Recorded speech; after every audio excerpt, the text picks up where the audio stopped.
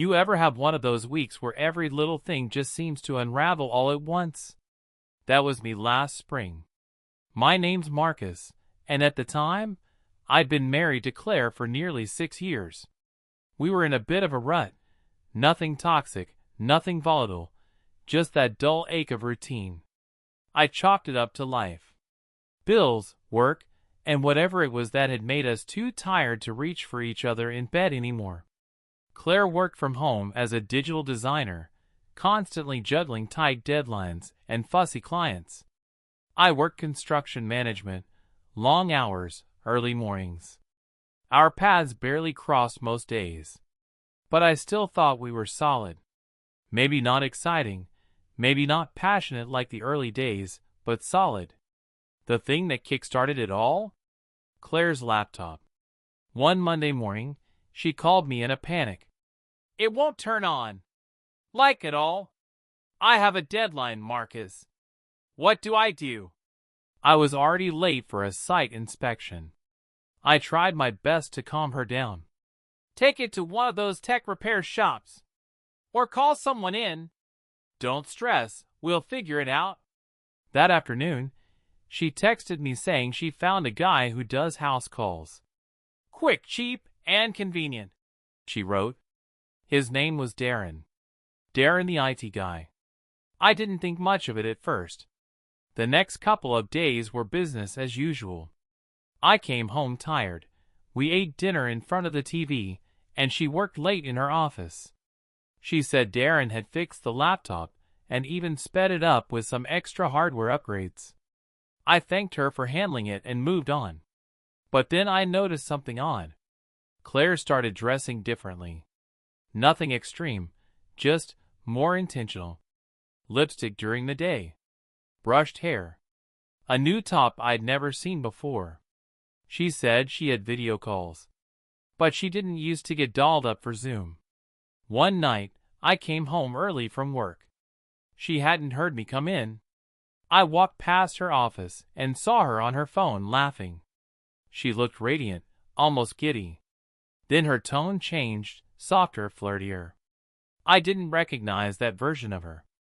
That version hadn't existed for me in months. I asked her later who she was talking to. She didn't flinch. "Just Mandy from work," she said casually. That's the thing about lies.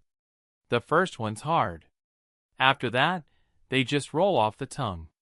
It wasn't until the next Saturday that the house of cards started to lean. I was grabbing a beer from the fridge when her phone buzzed on the counter. She was in the shower. It was instinctive, just a glance. "Darren. Can't stop thinking about last time. You wore me out, woman." My chest went hollow. I stood there staring at that screen like it had punched me. Everything around me faded. The kitchen, the buzzing fridge, the dog barking at something outside, it all became background noise to that message. When Claire came out, towel wrapped around her, humming some tune, I looked at her, and for the first time in 6 years, I saw a stranger. But I didn't say anything. Not then. Instead, I smiled. Kissed her on the cheek. Pretended I hadn't just watched our marriage flicker like a dying light bulb. I needed to be sure. I needed to know more. So I waited. I started watching her. Listening. Checking her phone when she left it lying around. And Darren kept showing up. Sometimes in messages. Sometimes physically. She told me he dropped by to check if everything was still running smoothly. He was running something smoothly, all right. I started keeping a little journal, writing everything down. Times. Messages. Even snapped a photo once of his car parked discreetly a few houses down. I needed to gather proof, not because I wanted revenge, but because I needed clarity. I needed to know just how far she had gone. And maybe I needed to decide whether there was anything left to save. It's strange, the things you notice when you're pretending not to know your life is falling apart. Claire had started humming more. She'd come back from the store with her hair tousled like she'd driven with the windows down, only the store was 5 minutes away. She wore perfume to run errands, and stayed glued to her phone like it was a lifeline. And me? I played dumb. I kissed her goodbye in the mornings, asked her if she needed anything from the store, and told her I loved her. All while waiting for the moment I could look her in the eye and ask, "Who are you?" But I didn't want to ask. Not yet. Instead, I made a plan. The following Thursday, I told Claire I was going out of town for a side job overnight. I kissed her forehead, packed a small duffel, and drove a couple of blocks before parking on a side street. I sat in the car until it got dark. And then I waited. At 7:43 p.m., a car pulled up. Sleek. Gray. Darren stepped out, laptop bag in one hand, flowers in the other. No subtlety at all. I watched him knock. Claire opened the door wearing that blue dress I'd only ever seen once. The one she claimed was too tight now. She didn't look uncomfortable in it that night. She kissed him before he even crossed the threshold. I didn't cry. I didn't rage. I just sat there, gripping the wheel, watching a woman who used to cry in my arms now melt in someone else's.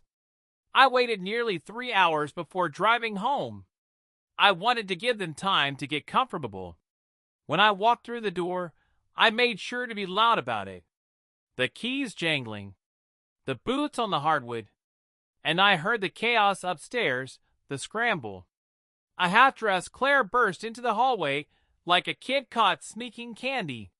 "Marcus, you said you were out of town. Plans changed."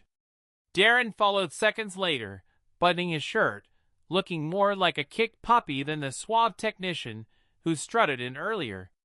He opened his mouth to speak, but I raised a hand. "Don't. You're not the one I want to hear from." Claire looked like she'd been drained of color. "Marcus, please. I didn't want you to find out like this." "How did you want me to find out, Claire? With a virus notification? Maybe a pop-up that says your wife is sleeping with the IT guy?" I didn't yell. I couldn't. The anger wasn't loud. It was cold. I felt nothing, and that scared me more than rage ever could. Claire tried to step toward me, but I stepped back. I watched it happen. I saw him come in. I saw you kiss him. I've known for weeks, Claire. Her voice cracked. I didn't mean to hurt you. You didn't just hurt me. I said. You rewrote our story with someone else's fingerprints. And for what? For excitement? For someone who rebooted your hard drive and made you feel seen? Darren, still lingering, finally spoke. Look, man, I didn't mean to get involved like this. It just happened. I turned to him. You fix laptops, Darren. Not lives. Get out. He hesitated, then nodded and left. Claire stood frozen in the hallway, arms wrapped around herself. I didn't want to lose us, she said. You already did. We didn't scream. We didn't break dishes or throw blame like daggers. We just stood there, two people with too much history and no future. I moved out a week later. She tried reaching out, calls, texts, an email titled "We Can Reboot." I didn't respond. Sometimes, closure isn't a conversation. It's walking away without one. I started over in a one-bedroom apartment across town. It's quiet. The silence used to feel like punishment, but lately, it's been a kind of peace. Sometimes, I still think of her. But now, I think of myself more.